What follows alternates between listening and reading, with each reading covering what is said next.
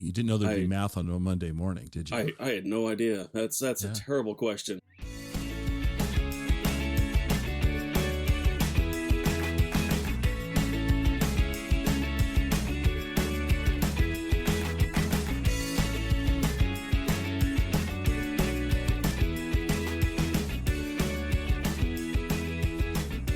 Welcome to the Exploring Washington State podcast.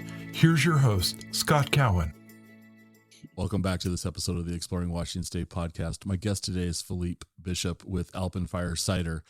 Phillippe, welcome to the show. I appreciate you getting here early on a Monday morning with coffee in hand. So why don't you tell our audience a bit about your story first, then we'll go into Alpine Fire. So how's that? Sure. My name is Phillippe. I am co-owner of Alpine Fire Cider. And yeah, I don't really know where to go from here. Okay. Well, that's a great intro. We'll just start with that. So how long have you been with Alpine Fire?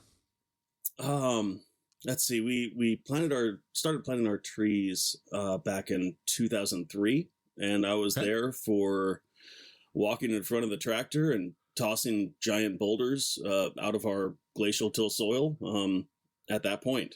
So, all right. Well, I got to interrupt you because you don't look like you would have been old enough in 2003 to be tossing giant boulders. How old were you? How old were you back in 2003? Oh, you didn't know there'd be math on a Monday morning, did you? I had no idea. That's a terrible question. 2003. I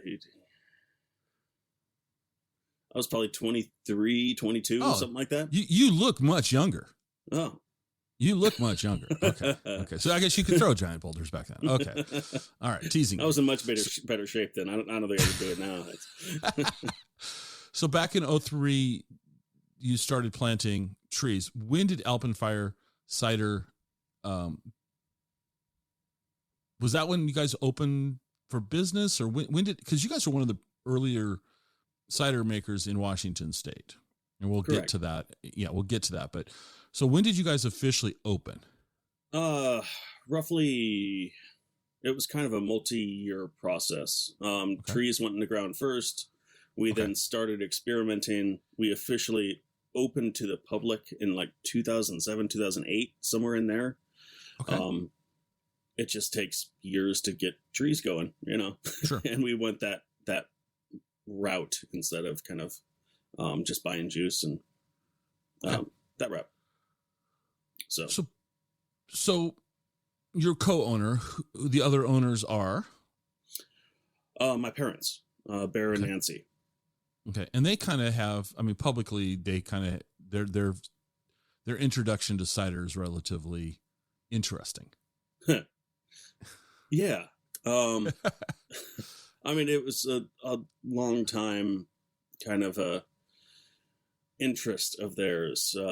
High school sweethearts, actually like prom king and queen, all these kind of things. You wouldn't know it by looking at them now or even back then, but you know, and they would sneak off up into Canada when they were, you know, underage in the US and drink cider up there, and, you know, fell in love with the French stuff that they could find up there, but also were like, wow, this stuff that coming in a big 2-liter plastic bottles is great. Also, it's a great introductory and super sweet and fruity. And so kind of got both sides of the cider world going, from the traditional French stuff and the more modern, adjunct driven kind of ciders. And then it was just kind of always in the back pocket of like, oh, well, we should, you know, it'd be great to start a cidery, you know, that'd be fun. And, my dad was a wildland firefighter for many years. My mom owned a marine canvas shop in town, and during all this thing, they, you know, it was always that back in the brain, like, oh, it'd be fun to do this. It'd be fun to do this. And, you know, it was roughly early 2000s. They were like, well, why don't we do it? They had a small piece of land, 5 acres in Port Townsend. And they're like, well, we could just, nobody's really doing this right now. There was like 2 or 3 cideries in Washington that they had known about. And, they're like, well, it'll be fun. It'll be a small little, small farm project. And what could go wrong? Exactly. Farming in, yeah, exactly. So she just kind of took some cider making classes, went and toured, Spain, France, and England, and, kind of just jumped in with both feet. And at the time I had just finished up, I did about 10 years of wildland firefighting as well. And I just kind of finished that, and I was doing architectural salvage, and I was like, it was just this weird mesh of like things meshing together. I don't know. So yeah. When were you introduced to cider? How did your, I'm going to guess your parents introduced you. So how did they introduce you to cider? Well, they actually moved to Port Townsend to build a boat, was the initial thing. And so we built a sailboat. I grew up on that, kind of through middle school and a little bit of high school. And then that's when we kind of got our chunk of land. But during that time on the boat, we'd go sailing up into Canada, and I was introduced to cider up there kind of in the same way, where it was like super sweet and, oh, this tastes like peaches with apple juice kind of, and this tastes like, strawberries with apple juice, and it comes in giant bottles. And, I was like in 4th or 5th grade, just like taking little sips during dinner or something like that. And it's just like, this is really interesting. Okay. And then as we started going, and I became kind of legal to drink in the US, I fell into more of the kind of craft beer scene in Washington. Really enjoyed what was going on there. And so I was always kind of on the outskirts of it, and then started drinking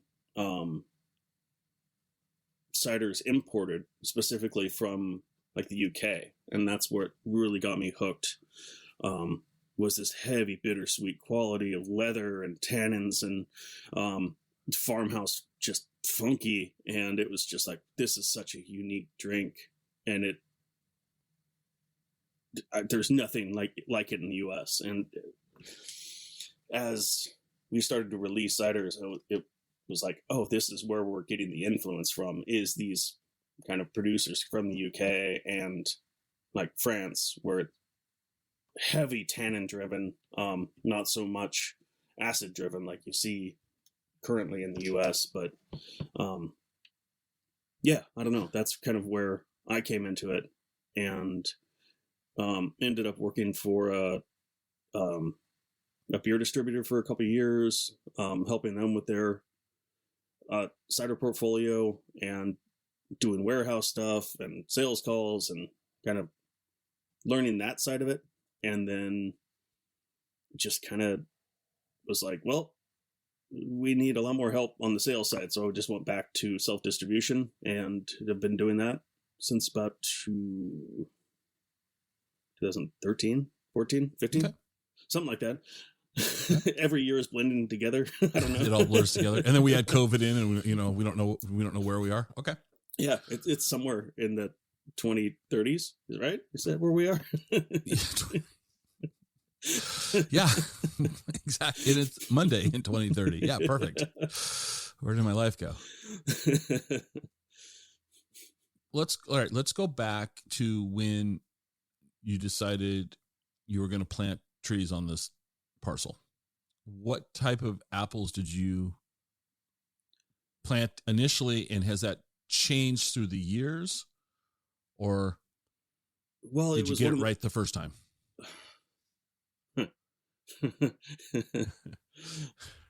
uh,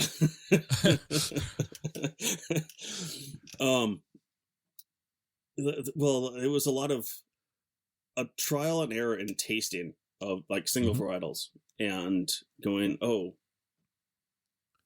that's a really unique flavor in this apple, and it's nothing like you can get from the apples that are so common in Washington. And it was just like one of those things where we're balancing what we could get readily in Washington versus what kind of nobody knew about in like classic cider apples. Give me an example. For instance, like the Dabinet. It's an English bittersweet cider apple. You do a single varietal of it. It's really common to pick up like a melon flavor, like a honeydew. I think it's a honeydew. And like you'll get it with English Dabinets. You'll get it on the East Coast, Midwest, West Coast. It's just this amazing little thing that you pick up. It was like, oh yeah, well, we can't get that in Red Delicious. So the Dabinet is like one of the ones that we were like, oh yeah, we got to plant this. So we ended up planting Dabinet, Filbury, Brown Snout, Yarlington Mill, Kingston Black, Muscadet de Dieppe, and would you say Foxglove. that 3 times fast? Muscadet de Dieppe. I couldn't catch that. I'm gonna have to slow that way down. What is? Let's talk about that one since I can't pronounce it. What's that one? It's an early season bittersweet, and yeah, we've never done like single varietal trials on it. Okay. But it is a kind of a key character in our Pirate Spike, which is kind of our early season cider apple blend that we release every year. Extremely dry, yet still incredibly fruity, and has this perceived sweetness in it that is really unique. Okay. It's an interesting apple because it gets really slimy as you press it, and it's not very kind of fun to work with, but it has the characteristics that we're looking for in a good bittersweet apple. I don't know really where to go. You're not selling that one. I mean, it's slimy to work with. You're just not selling it, but that's okay. It's all good. But the trees do well in our climate because they're, I mean, most of the apples are in like northern France or southwestern England, which is roughly, it's a very similar climate to what we get in like western Washington. So very rain driven, and like a maritime climate. I mean, that's what. Okay. And us being, that was going to be one of my questions, is how these trees adapted to the seasonality in the weather up. Because Port Townsend, you guys get some serious weather in there. I love Port Townsend. Port Townsend's a great place, but every time I go there, it seems like it's supposed to be sunny today, isn't it? It's not sunny today. How come it's not? It's we'll get 10 minutes of it, and it'll be. Oh, that's why I missed it. I was only 10 minutes. On what day of July do you get that 10 minutes of sun so I can get there next time, will you? 15th. It's always on my birthday for 10 minutes. It's always on July 15th? Oh, so you get 10 minutes of sun for your birthday. Perfect. I love it. Well, when the decision was made to plant these trees, where did I'm going to guess it was your parents' decision to plant these varieties at first. And they were being trained. Where were they being trained at for cider? They had taken some classes through the Washington State University Extension Lab up in Mount Vernon, back when Peter Mitchell, English cider maker, was coming over like twice a year to the States to teach cider making classes, and Okay. Yeah, just kind of got wrapped up into it there, and then did a lot of reading, like Michael Phelps, holistic gardening, orcharding was a big influence, and yeah, just kind of learning as we go and coming up with different ideas to adapt to our situation. Okay. Like deer are a big problem kind of everywhere, but us being a small orchard, we didn't want to invest in like a ton of fencing. So we had this, I don't know if it's very common, but it is a deer fencing that came from, what is it? I think it's Wisconsin, and it's like 8 feet tall, and it blends in really well because it's all black, but it just kind of disappears into the orchard. But it was all forested land before we started the orchard. It was kind of a swampy forest of like alder and cedar and maybe a little bit of fir in there. And as we kind of picked the area to put the orchard of where we'd have good sun exposure and a good wind protection and everything. All those trees that came down, we happened to mill up on site, and that's what we built our whole trellis system with, and our fence is all wood that came off of the land. And I think it's a pretty unique aspect of nothing is really left. Currently, how many acres of apples do you have in the orchard? Just over an acre. It's all tightly espaliered, just shy of 1,000 trees. None of them are over 7 feet tall. It's on a 4-wire system, and yeah. Okay. I don't know that much about trellis work and all of that. What I do know, and I'll tell you what I think I know, and you tell me if I'm correct, and feel free to tell me I'm wrong. But when you work with a tree on a trellis, they tend to produce fruit a little bit faster than what I would think of as an apple tree, which is a freestanding tree that you could put a swing on when it's 40 years old. Am I correct that they can bear fruit? They bear fruit faster? Is that accurate? Yeah. I mean, it was on the dwarfing rootstock. A lot of that energy, it's keeping that energy pretty low, and supposedly the trees will have a shorter lifespan, but we're not seeing that just yet.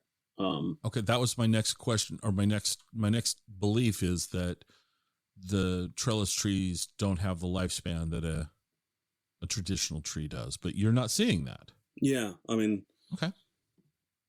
They've been in the ground for 19 years. Yeah. And so 3. Thanks. You're welcome. I let you stumble early, but now I'll help you out. And we were always told maybe 25 years for these dwarfing trees, and just the only problem we're having is the voles that are coming out of the forest are attacking the roots.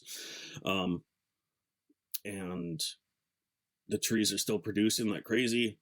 And we're not seeing that drop yet that everybody, or that we have heard would happen with that type of orchard. So, yeah. So, all right. So you have about an acre of trees in production. Does that supply all of your apple needs, or do you get apples from other orchards?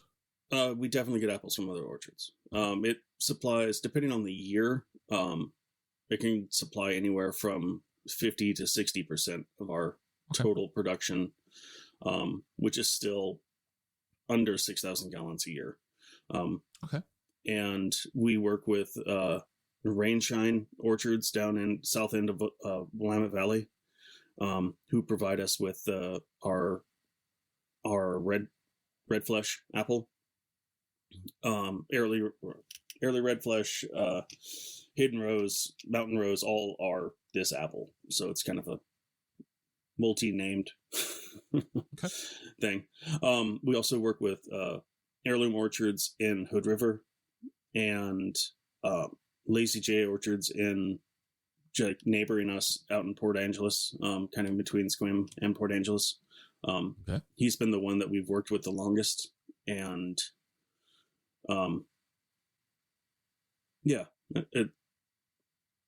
I know some of his land is being shifted more towards Christmas trees right now because it's such less work, which is a shame because he's growing some great apples and be a big loss for the peninsula if they kind of all went away. And that's pretty much it. I mean, our production is pretty small, so we don't go for, unless something really neat comes up. We work with a Northwest Mobile Juicing that based out of Montana, who just kind of goes around to a bunch of different orchards and presses unique fruit. And so we work with him, and it's like, well, do you have anything organic that was really cool this year, or really high bricks, or tasted unique? And so we might bring some of that in kind of during the peak season. But our biggest thing is like, well, we're going to press once a year.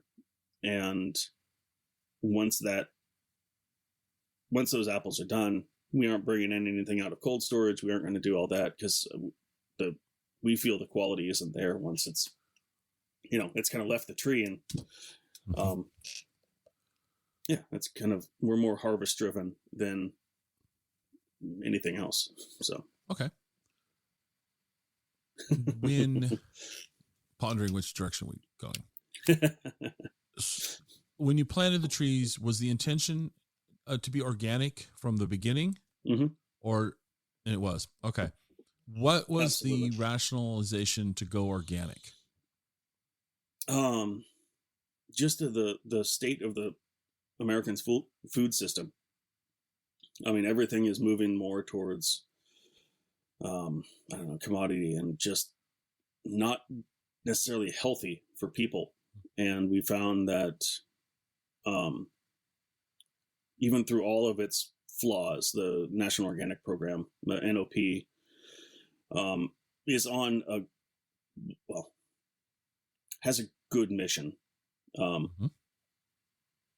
balancing its flaws, with corporate greed. Every organization has flaws. Yeah, and indeed. But it was mainly our ethos of like, well, we don't want to dump a whole bunch of chemicals on the ground to defoliate the leafy vegetation beneath the trees. And if we do that, then it's just a bunch of different problems that can persist from there. And we've kind of gone the opposite direction where it's like low intervention with these trees has made them stronger. Where we've seen orchards that were conventional, and then they're like, oh, well, now we're going to shift to organic. And all those years of being conventional has kind of weakened the tree.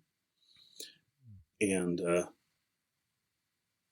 those trees, they don't survive very well if they don't have all those inputs of,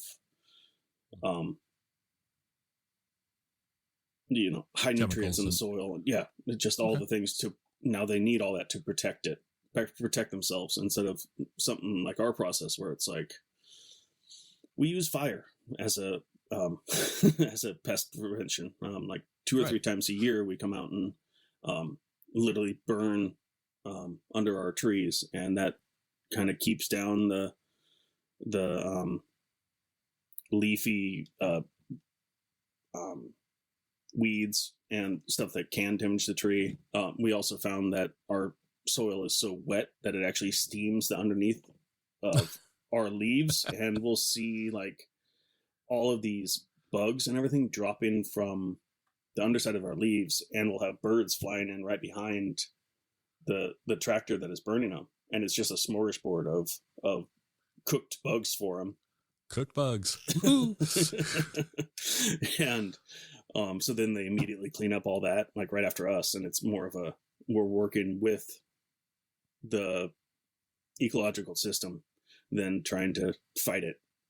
And yeah, I don't know. This is the first time I've ever asked this question. Uh-oh. How are you using a tractor to burn everything? Walk me through, explain this to me, because I'm sitting here and I've got all these, there's a guy in overalls throwing matches on the ground. There's a guy with a flamethrower laughing and giggling. I don't think I'm right on any of these. So what is the... You got two of them right. Oh, I got two of them right. Okay. What did I get right? Overalls, yes. Okay. Bear is usually in overalls. And it is a type of flamethrower that he's using. It's just a big torch that our trees, I mean, given our history of fighting wildland fires, we had old fire shelters that were, you can only use them for so many years. And so we cut them up and actually wrapped the base of our tree in them. And we use a propane torch in a small, like, riding lawnmower trailer that we'll just pretty much be driving along holding the torch on the ground and just kind of burning as we go, and just kind of idle through the orchard. It works for our scale. It's one of those things that's like, it's a brilliant idea, it works really well, but kind of it wouldn't scale larger, to 100 acres. We couldn't really scale it without some kind of massive investment in new technology kind of thing, where that's kind of where we found. But see, here's the thing: this is, everybody develops technology to the scale that they're operating at. Exactly. You don't need to have something, too big or too small. This is working. You guys have developed this. So I'm going to repeat what you just said, what my brain heard. You have a guy named Bear wearing overalls, driving a tractor with open flame. Yes, that's you got it. Good. Okay, cool.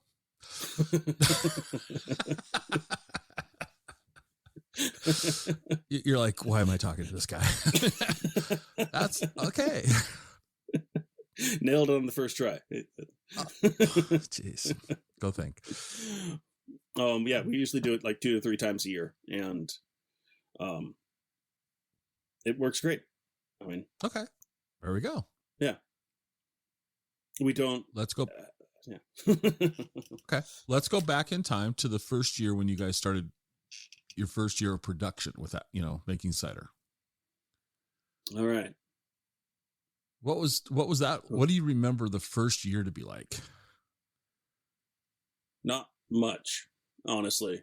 I think at that time, I can't even remember where I was at that time. Okay. I remember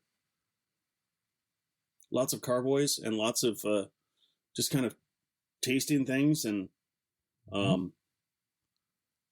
we had an extra dry, which turned into our Pirate's Blank, and a bittersweet blend, which turned into our kind of late season estate blend, which is our Ember.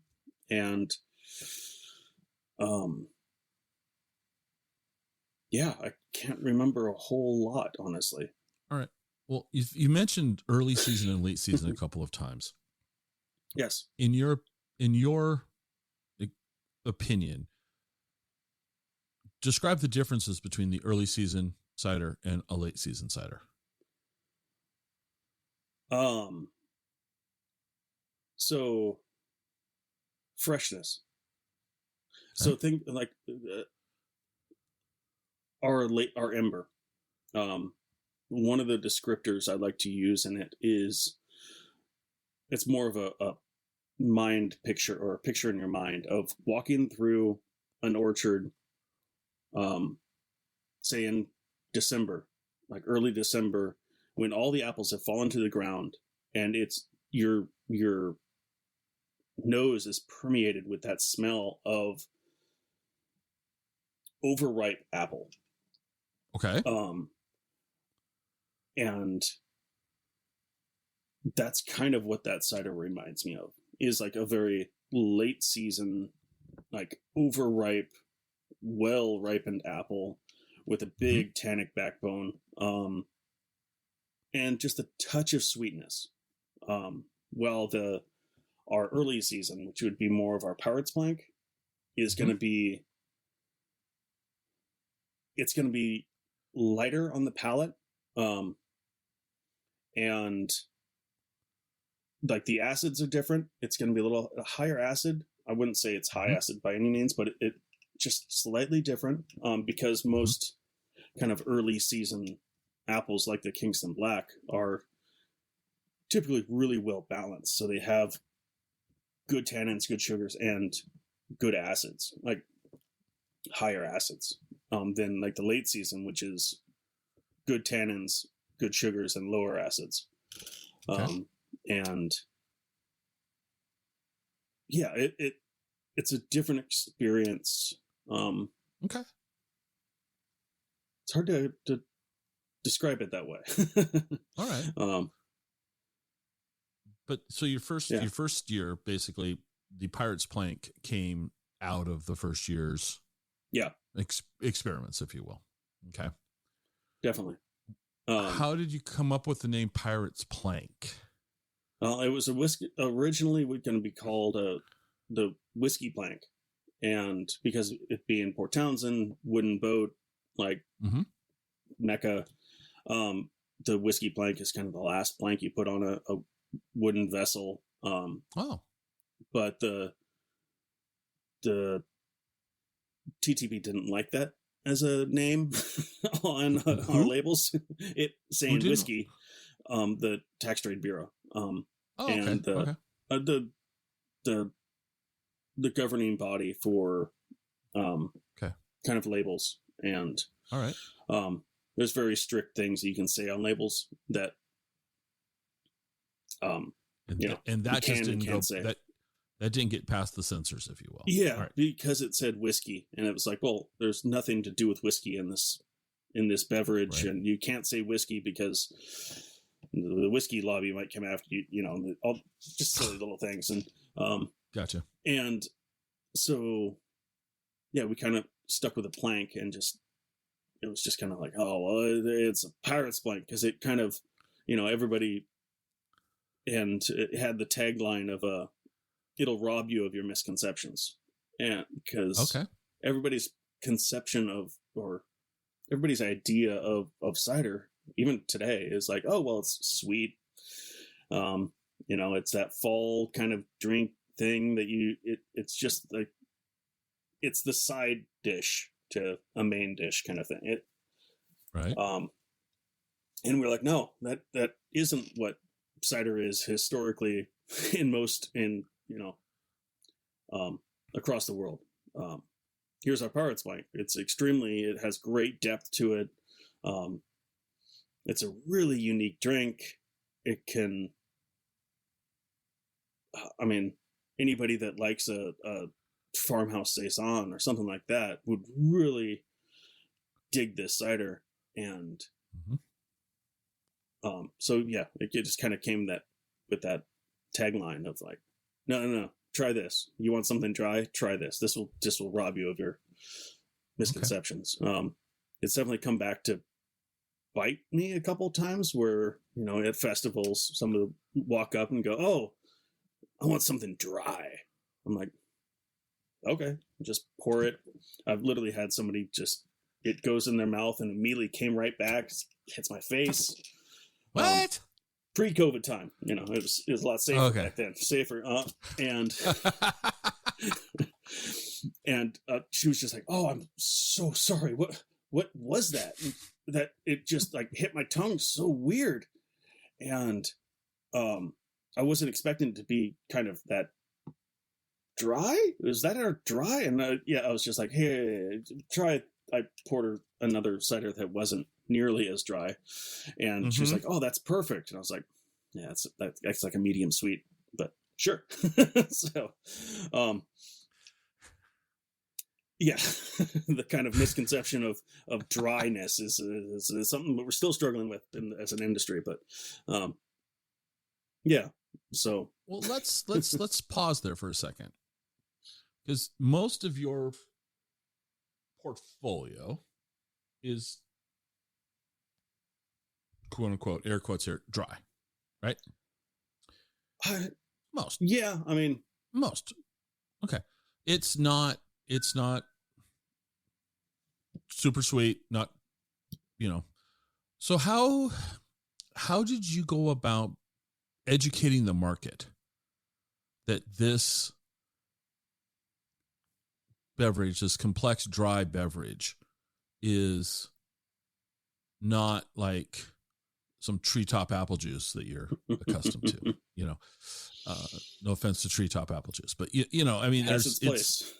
It has its place. And so if somebody is accustomed to a cider that is more like that, and you give them Pirate's Plank and they spit it in your face, but that's a tough sell, right? How did you educate the palate of your customer? That's taken years. Okay. And yeah, geez. It's lots of tastings and lots of talking about cider, I think. Okay. Yeah, I mean, we cider still hasn't we're still riding the coattails of many different beverage industries. And,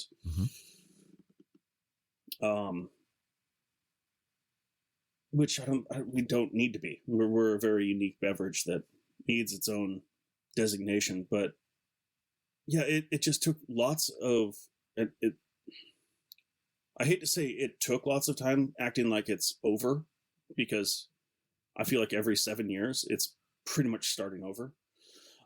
Really? That's what it feels like 5 to 7 years. So it's like, oh, because a lot of my work is going in and talking to buyers specifically, who I figure if I can give them the right information, they can disseminate that knowledge a lot easier than I can to all of their customers. And if I can get them excited about it, their customers will be excited about it.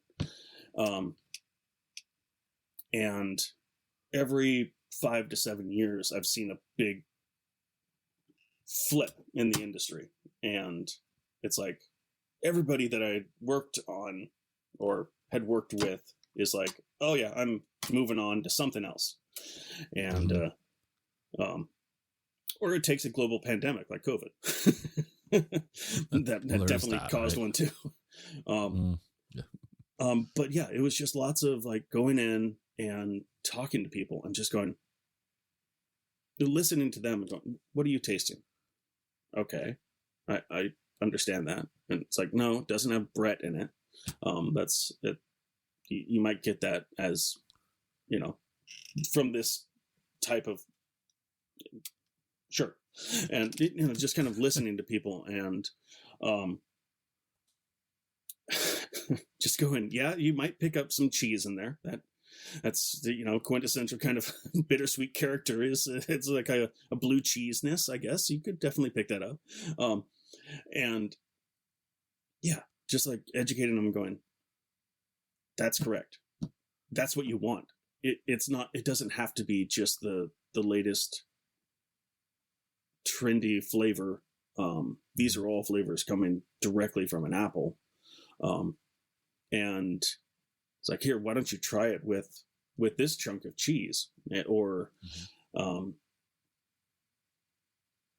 stuff like that, where it's like, just try it with a little piece of charcuterie or something like that. And it really opens up their eyes, or, especially people in like, bartenders will try this stuff and just it kind of blows their mind or really opens their mind. A lot of times you get to see their mind start clicking when they're like, oh, is he like coming up with cocktails or something in their mind. They're like, oh, what if it goes like you pick up a little bit of botanical note off of this cider, and you're like, oh well, what if I blended it with this? And yeah, I think that's. I don't know if that really answered your question, but well, it's what little I know is that cider makers like you guys versus other cider makers, just smaller single variety, approaching it differently, and versus maybe a more mass market approach. Okay, both are fine. I think both have their place. I don't have that educated of a palate, but I'll equate cider to like coffee. Mm-hmm. That really large coffee company in Seattle provided a great exposure for coffee to the marketplace, educated the public about coffee, and then all these small roasters went from there and did their thing with it that you can't necessarily do in mass production. And you wouldn't buy a $5 cup of coffee at your local Port Townsend coffee shop if it weren't for that large Seattle coffee company training you that you can, and so it did a lot of good. So, but those smaller roasteries, like I'm imagining smaller cider makers like yours, you have to educate, you have to share your products, you have to expose it and explain it to the public, because if they're expecting it to taste like treetop, they're taken by surprise, and you have to help them understand what they're tasting and appreciate those tasting notes for sure. And which brings me to you have a tasting room. Yeah, very very. We have a tasting hallway with big doors. A tasting hallway. Well, on your website it says room. So is this misinformation? Is your website? I intentionally lied on the website. A tasting hallway. If it's windy and cold out, it's a tasting hallway. If it's a nice out and we open the doors, then it's an outdoor bar, outdoor tasting room. So is that for the 15 minutes that you have sun on July 15th that you open the doors? Yep. They're very squeaky when we get that 15 minutes. Oh my God. Yeah, so it's open on the weekends, or it's open on Saturdays, I should say, from 12 to 5. We just opened it up again for the year, kind of March through November-ish. And yeah, very laid back, kind of grab a glass and just go sit at the picnic tables in the yard. It's adjacent to my folks' place. So they're just kind of, they're like, I guess I'll close the curtains today, kind of.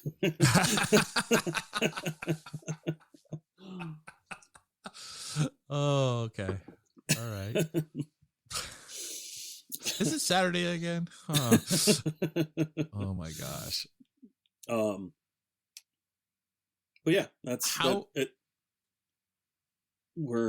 how is the public when they come to the tasting room? What's the sort of experience that you've had there when somebody pulls up? Everybody's great. I mean, for the most part, people are just looking we're not open very often, so they're excited to make it when we're open. Kind of that. And then, you drive in our driveway, and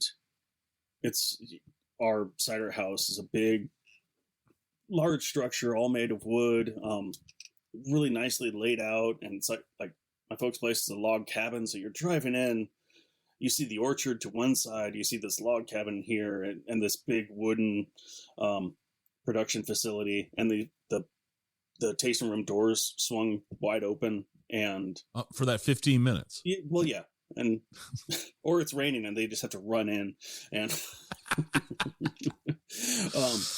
So I think it draws in that kind of like, oh, this is very serene. Okay. And it's rarely ever like super crowded, so it's very peaceful. More times than not, there's like a deer walking through the front yard and trying to steal your crackers or something. I mean, we get bobcats, we get owls, eagles, tons of ducks. We're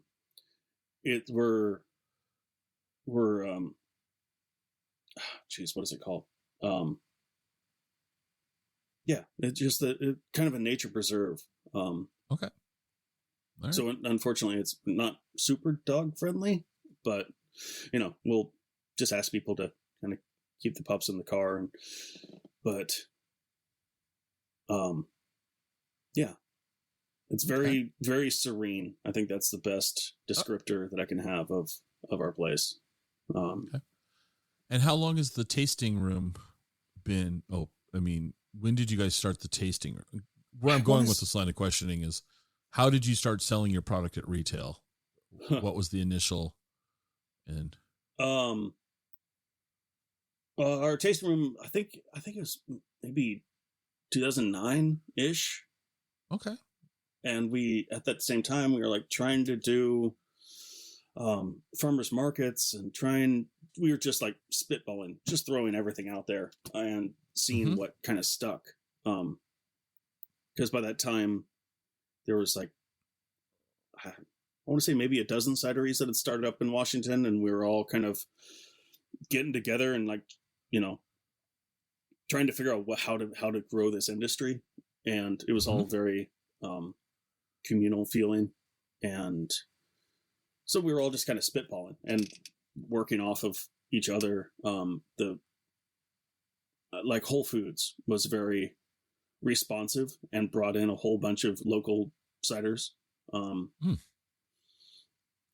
And a lot of the local kind of beer bottle shops brought in a bunch, and that was kind of like the beginning of it. And then you had, after that, then you saw the explosion in more of a national presence, and then like Angry Orchard came on and had their massive sales teams go out and pick up all of these tap spots, pretty much, like bumping beer handles to put on more cider lines. And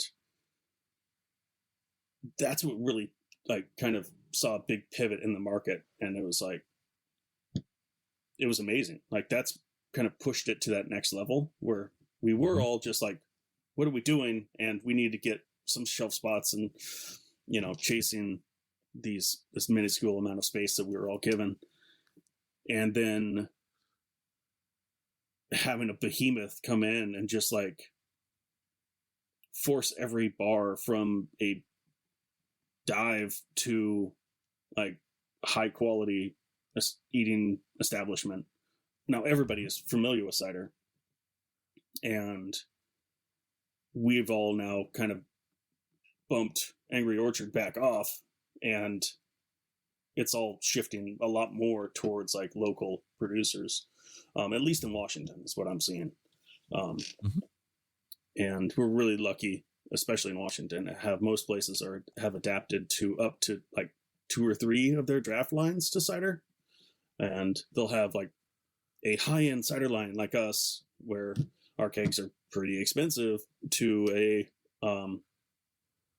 more of a pint style cider, and lots of flavors, adjuncts, and just more of the modern cider take. So it has that balance of like helping the customer understand, oh yeah, there's kind of 2 different worlds, and try them both. And so, yeah, I think I went off on a different tangent there. I can't remember. No, you did and you didn't. See, my question wasn't very well thought out. First off, I was asking when the tasting room was opened, but I also wanted to talk about how you guys brought the cider to market. So you started, as what I'm hearing from a lot of people, is farmers markets. Yeah. And then small distribution. Yeah. And definitely tried that. Yeah. Do you know the family that runs Union Hill Cider in East Wenatchee? We've met a couple times, Okay. but not. Really nice people. And I was talking to Andrew, and he's got his pilot's license. Okay. And so we were talking, and he said, yeah, I flew over from Wenatchee to Cle Elum to deliver cider to a local bar in Cle Elum. I said, well, that's not really exactly, economically viable, but it sure sounds like fun. And he's like, yeah, it was, but see, that's how, they're solving the distribution the way they're solving it. I mean, I won't say flying because that sounds like they do it more often, but they have flown cider and they've delivered it by air. It's definitely, yeah.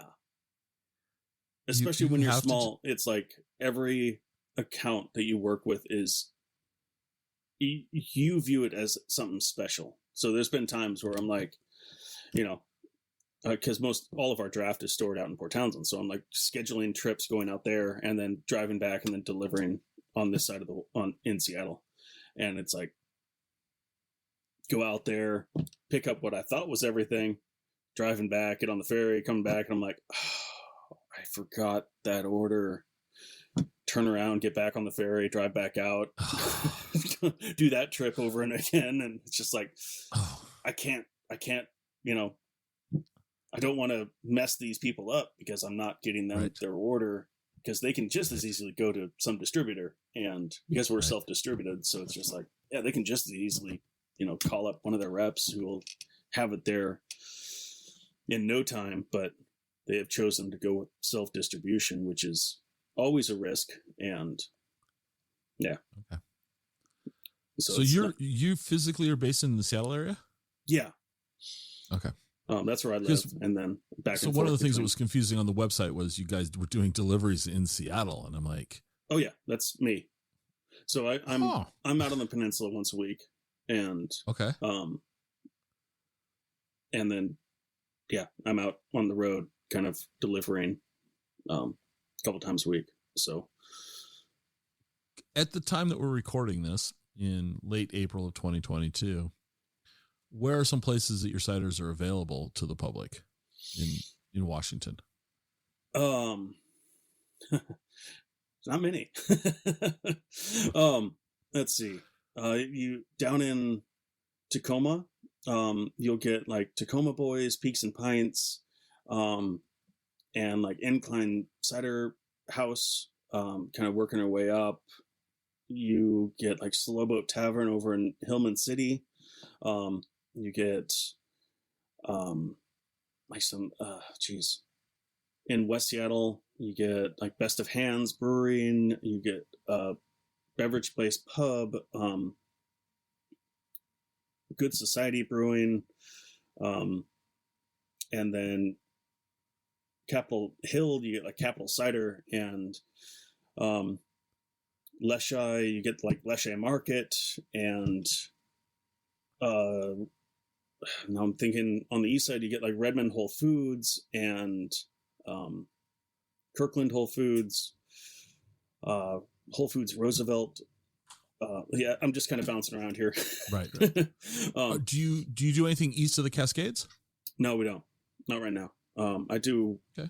I do mainly Bellingham to Tacoma. Is okay. Just because everything.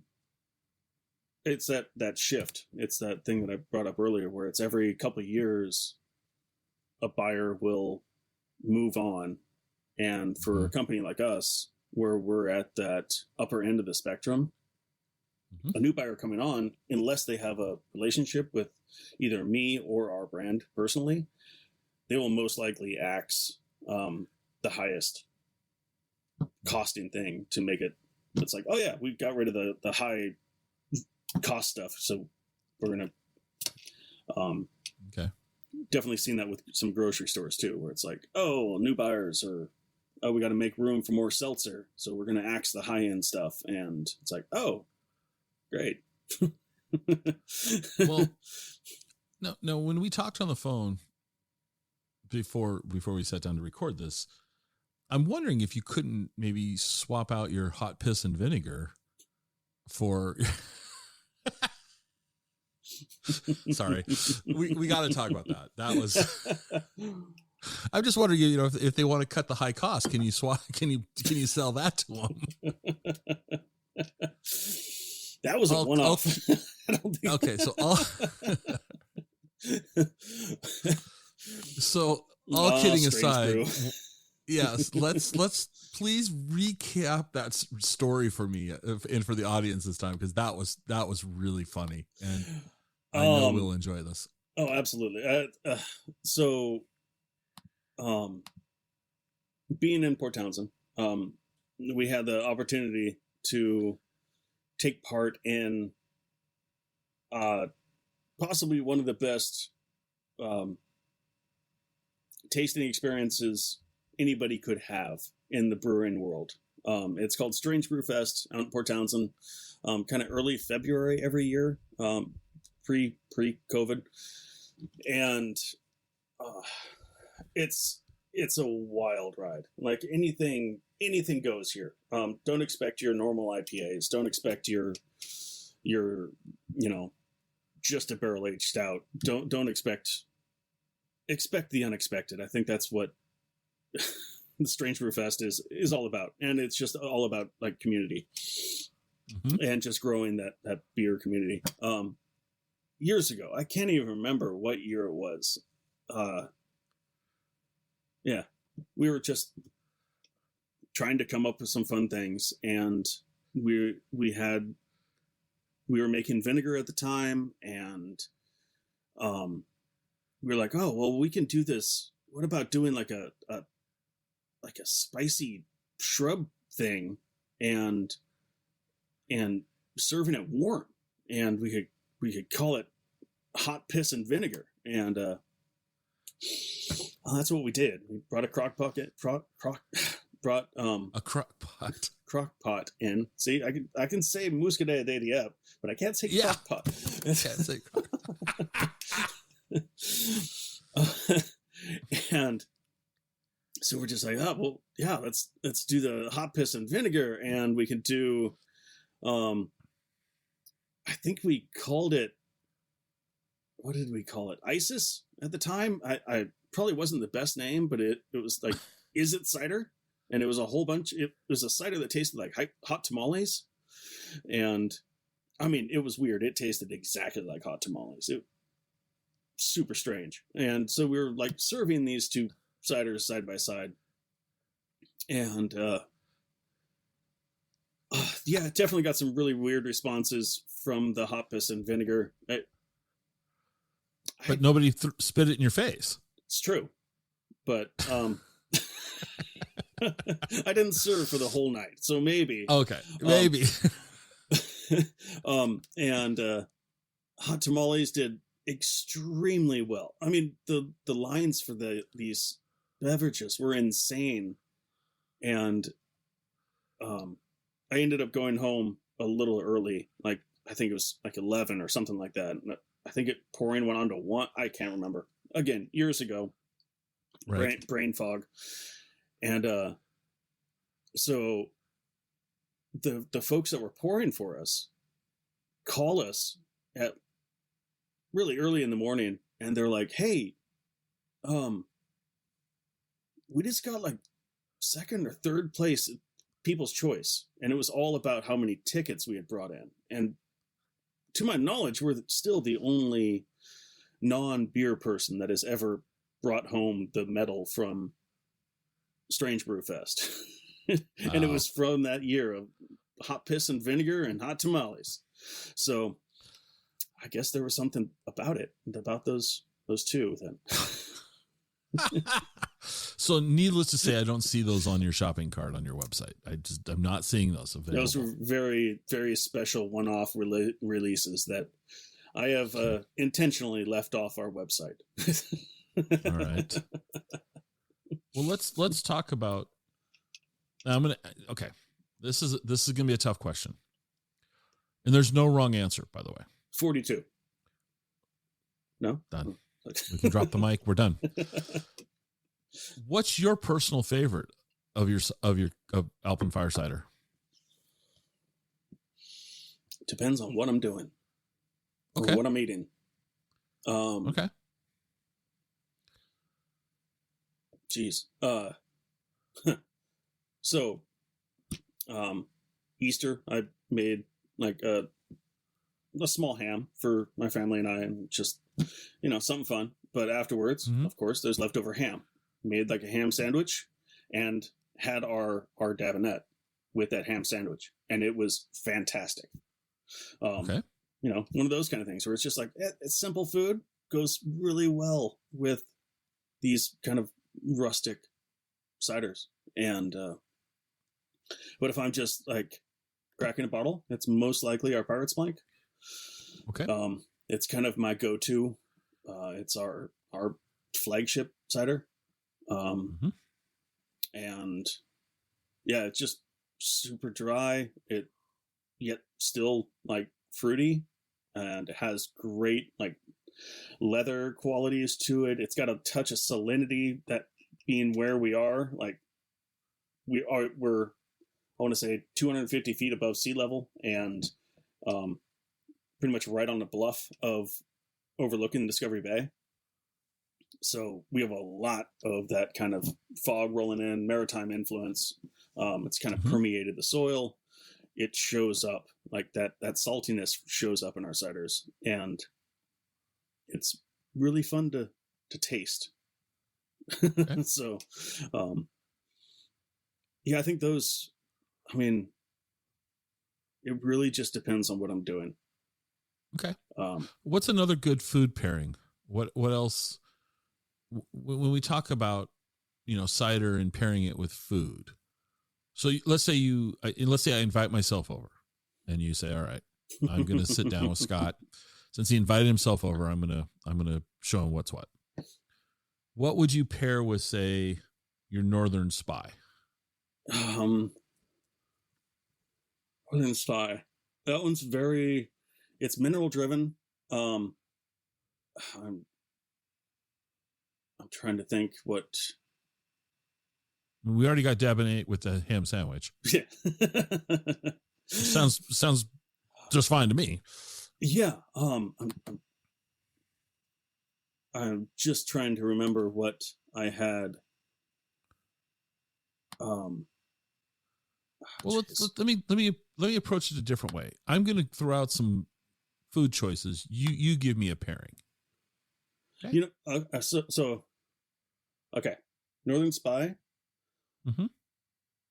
I was thinking like Lay's potato chips, maybe some mushrooms, and sesame noodles. Interesting. Okay. All things that I think would go well with. It's a very light and crisp cider. You don't want anything overpowering it.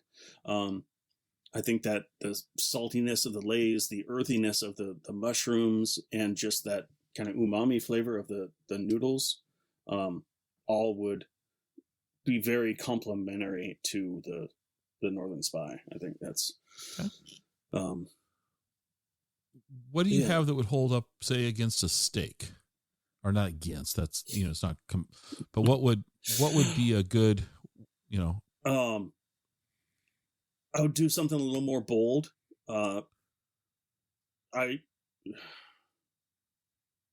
Pirate's Plank might actually hold up to that, but I would maybe lean more towards our Ember, which is a lot more tannic driven. Yeah, or maybe that's what I would do. Probably Ember. Okay. Just because of the tannins in it. Yeah. Maybe our Cinders, which is our Method Champenois. But they would be different on different aspects of like that has like really nice crisp acidity to it, great bubbles. That would definitely cut through the fattiness of a steak. Yeah. One thing on your cart that just seems a little out of place to me is this Calypso barrel aged fruit cider. Just seems a little. Why? Yeah, it was definitely so. in my interpretation of cider, strictly my own interpretation, is cider is made from apples harvested at their peak ripeness, pressed and fermented, and then left to mature throughout the year with nothing else added to it. I mean, you might add some fermentation aids, just I think apples have so much to give that we don't need to be adding a lot to it to make a very special beverage. And same with like pears. Pears are kind of in the same boat. In the modern cider world, it is very common to use kind of very cheap, just commodity, overgrown apples, some might say, or I would say, and add, whether they be local ingredients or or just fruit concentrate, and to make something fruity and almost mask the apple character. All right. But that's definitely more of a modern take of cider. I mean, it's been done forever, but there's been no industry that is based off of an adjunct that is added to a base product, like a wine. Sure, they've always had wine coolers. They've always been there, one way or the other. Like fruit wine has always been there, but it wasn't what the perception of wine was built off of. I mean, beer, it always had its kind of weird adjunct brews, but it was always a lager and an ale, as long as they were well made. That's what the industry is built off of. I mean, like whiskey, the industry wasn't built off of a peanut butter whiskey. It was built off of just a really nicely distilled and aged product. And so, you mean, are you telling me that like cotton candy vodka's not? Nah, that's vodka. That might have been what it was. Oh, okay. Sorry, I just derailed you there.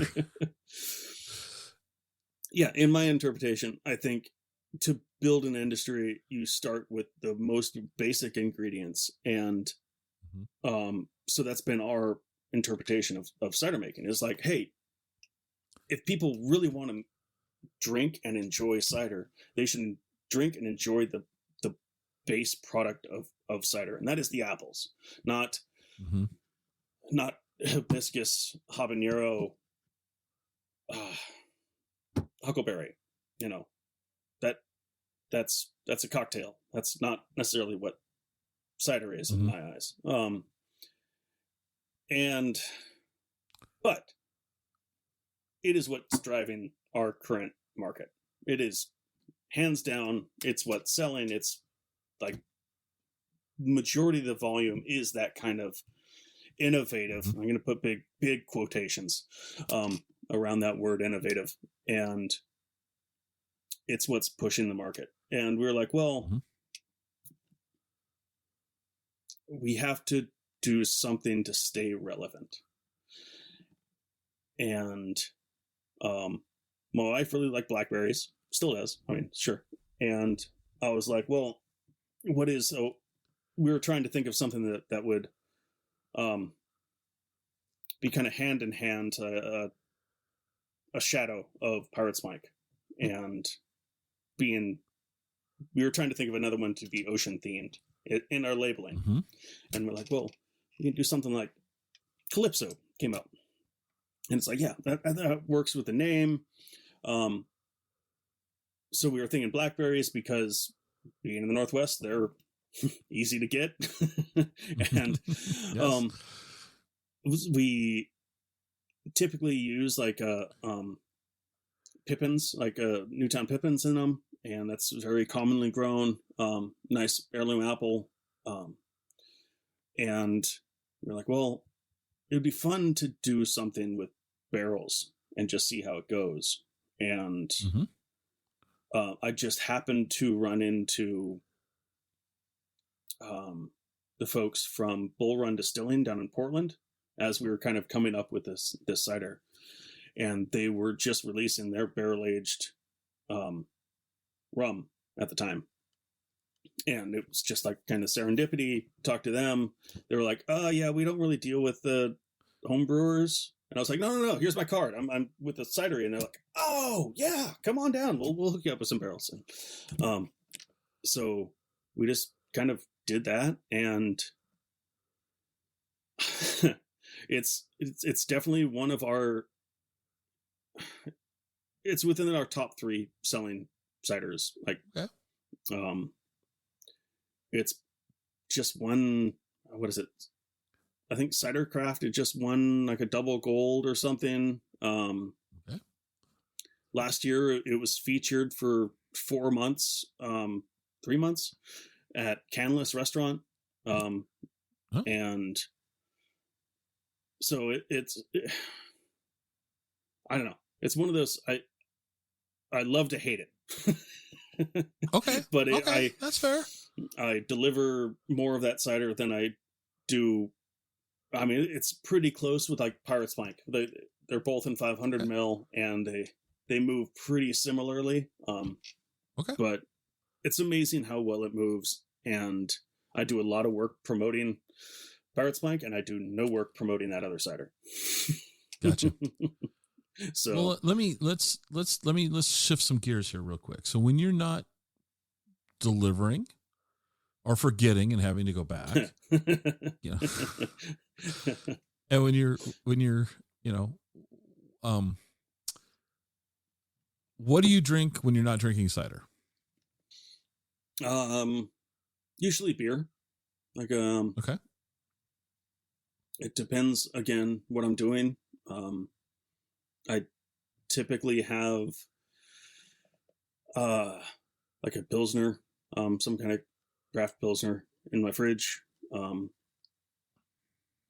or like a farmhouse, some kind of farmhouse 750 in my fridge, are the two kind of common. Okay. Yeah, IPAs if I'm out working in my shop. Yeah, I don't know. I tend to drink beer. I also really enjoy wine. Bourbon and Scotch are big fans. I've recently, we did a small barrel project with Big Gin Distilling here in, and kind of really have been really enjoying their gin recently, especially their peated gin is out of this world good. It's one of my favorite drinks, just to kind of evening touch of ice in it and just a shot of that specific gin is a go-to. Now, during our conversation today, I keep seeing you drink from this gallon-sized container of coffee. Kidding, it's not a gallon. Yeah, coffee. I typically, there's a roaster called Seven. Is it Seven Roasting? Seven. I can't remember exactly. Where are they based out of? I think they're in West Seattle, actually. Okay. But I initially had their stuff up on Finney Ridge when they were up there, and that's just my the beans that it's my go-to kind of. I used to do. I'm always looking for good coffee. Yeah, for always. Sure. I used to do a bunch of work with a group called the Surfrider Foundation, and we had a bunch of meetings. Like, they offered up their space to us to hold our meetings, and so that's where I was introduced to them. And yeah, that's your. And if I'm just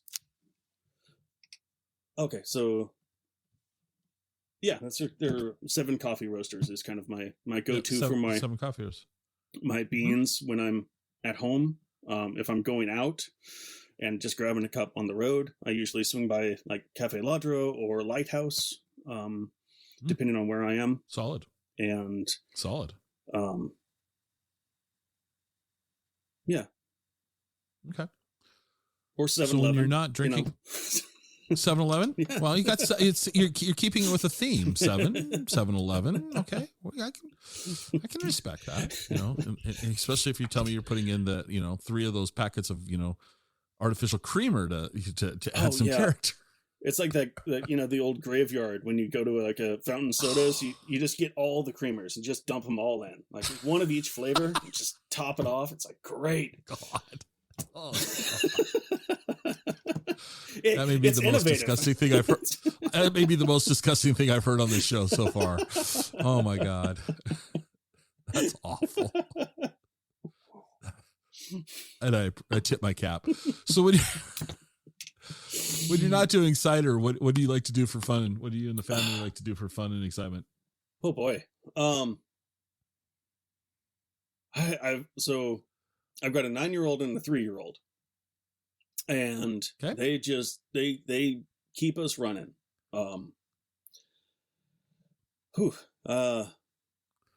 My degree is in photography, like specializing in like nature, landscape photography. I really enjoy doing that. Haven't had a lot of time to do it recently. I dabble in like social graphic design, and it being more of a hobby right now, I kind of still enjoy doing that. Geez. Used to. Well, what are the 3 and 9-year-old into? What are the 3-year-old and the 9-year-old into?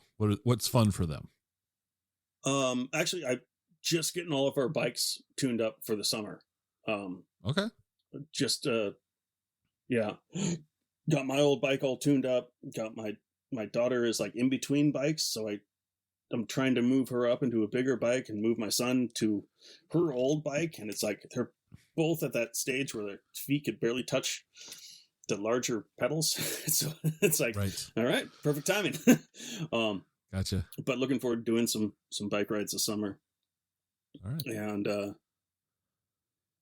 yeah.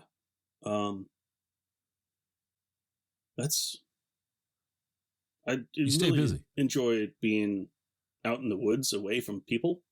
So the more time I can do that, the better. Okay. Yeah. But usually my getting away from people is unfortunately in the van on the road. So surrounded by people in our own little boxes. Right. Polluting as much air as we can, right? There you go. So what didn't I ask you that I should have? Let's see. So yeah, going back to organics a little bit, we got our first certification in 2005. We were the second certified organic cidery in the nation. First west of the Rockies. Still one of only a handful that are out there. And that kind of comes down to, it's not just, certified organic apples. It's also, we have to have everything processed organically, a lack of fermentation aids, like in our blends. It's a multi-layered kind of thing. It's definitely been a feather in our cap, but also a big hindrance to our growth. I think it's a lot of extra work that, yeah, I don't know. Okay. Yeah. Let's see. I think that's pretty close to about it. It's been interesting just seeing how the industry has grown. I think on our phone call, I had mentioned that it was like 115 cideries. I revisited that number, and it's, I on that number, I had included a bunch of wineries and breweries that I knew were making cider as well. So if I reduce it down to like 90, it looks like we're about 90 cider producers in Washington. Wow. Which is pretty huge. I mean, for the industry still being pretty young, and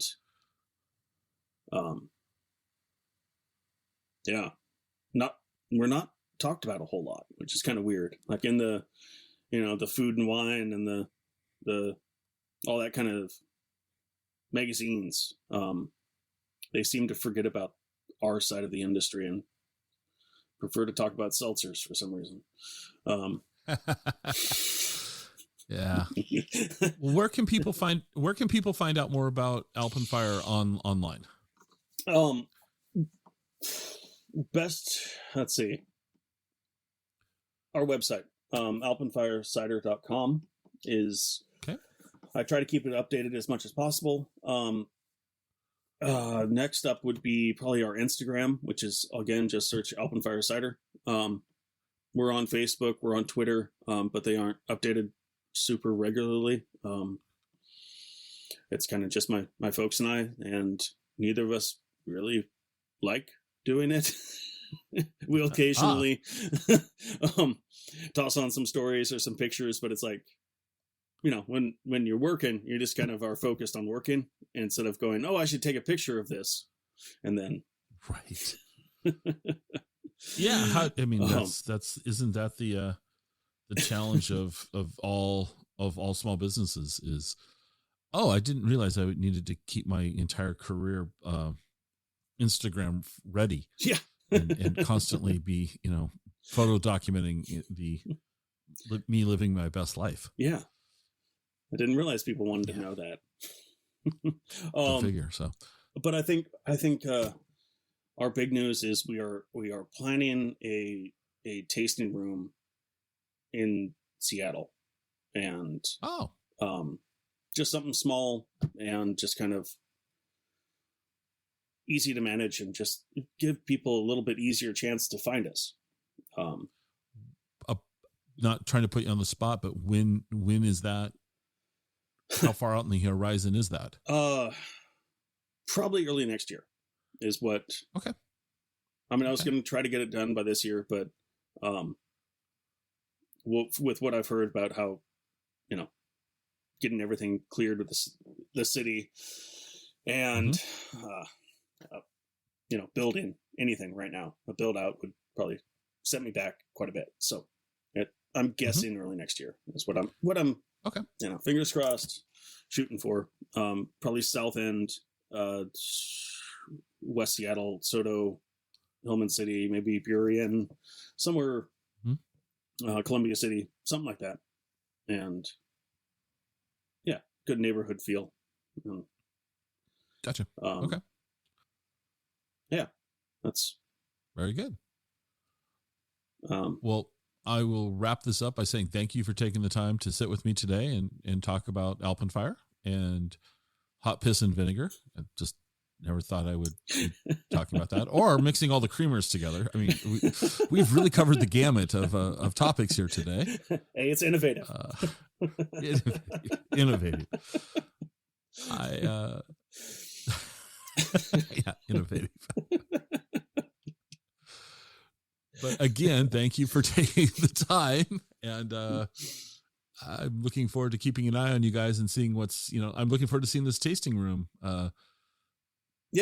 get launched. Let me know when you're on this side of the mountains, and we'll get you some cider. I will take you up on that. So, all right. Thank you so much. Thank you. Thanks for having me.